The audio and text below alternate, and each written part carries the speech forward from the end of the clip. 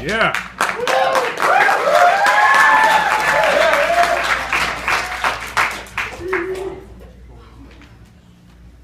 How was the earth first formed? How old is the earth? If a cell can only be created from another cell, then how was the first cell created? See, all these questions just lead to one big one, and that's, is God real? You see, this question had a really big impact on my life about a year ago. It was about June, and I had been dating this girl for about 9 or 10 months. And like most high school relationships go, you think it's going to go forever. And I thought that too. So one day I figured out she'd been cheating on me. And when I confronted her about it, I was still hoping she'd pick me and beg me to stay. But that's not what happens. And so the rest of summer went by, and I was heartbroken, and school was starting up, and I'm still hung up on my ex. And I'm mad at the world. And that's when you need to be most careful. Because when we're mad at the world, start making choices without thinking about the consequences. So I had gotten invited to this party, and I went thinking it won't be a big deal, and honestly, it wasn't. Because I went, I didn't drink, and I just talked to my friends. Then the next party came along, I drank a little.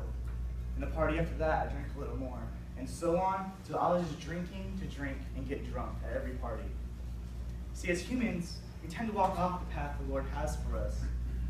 And I reminded of a story from the Bible of a man who also walked off a certain path. This man's named Peter. See, Matthew chapter 14:26 says, when the disciples saw him walking on the lake, they were terrified. "It's a ghost," they cried out. But Jesus immediately said to them, "Take courage, it is I, don't be afraid."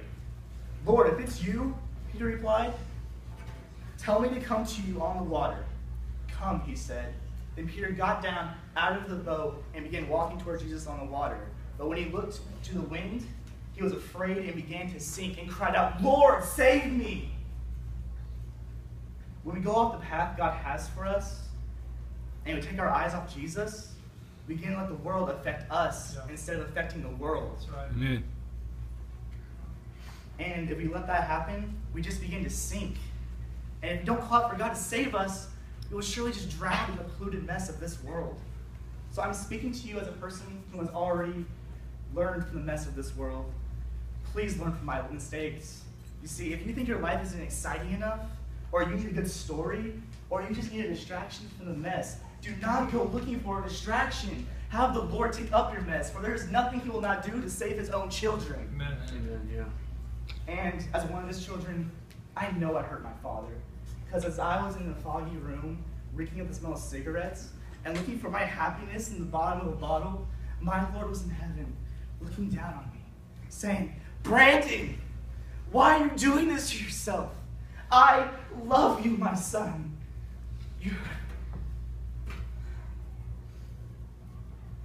Please stop hurting yourself." Only I was too foolish to listen.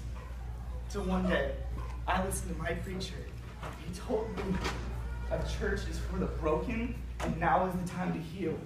So the 18-year-old boy I was got up from my chair, and I walked to that altar, and I begged the Lord, break me and make me a new man. And that's exactly what he did.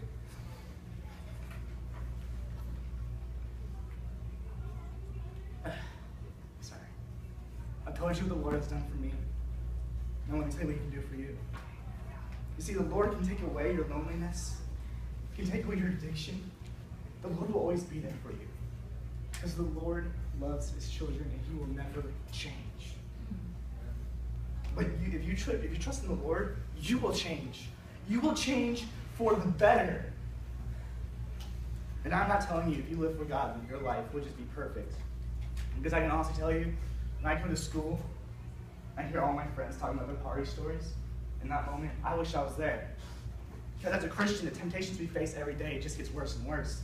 Because the Bible even says Jesus was tempted in every way we were.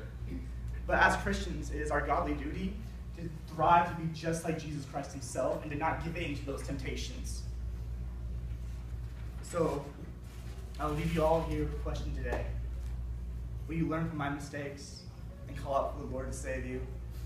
Or will you allow yourself to drown in the polluted mess of this world? Thank you for your time.